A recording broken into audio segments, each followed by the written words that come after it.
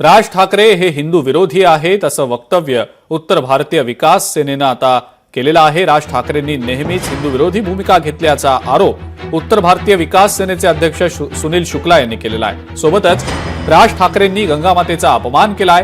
राज ठाकरे हे नास्तिक आहेत असं सुद्धा सुनील शुक्लांनी आरोप करत म्हटलंय।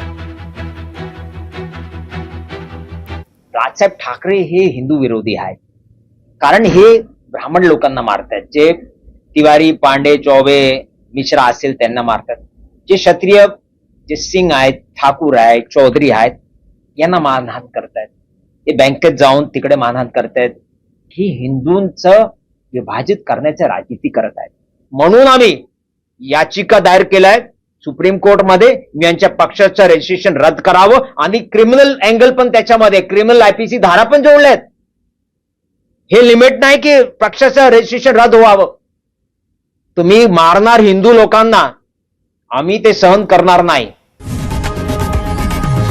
लोकशाही मराठी ऐका, पहा, जागरूक रहा।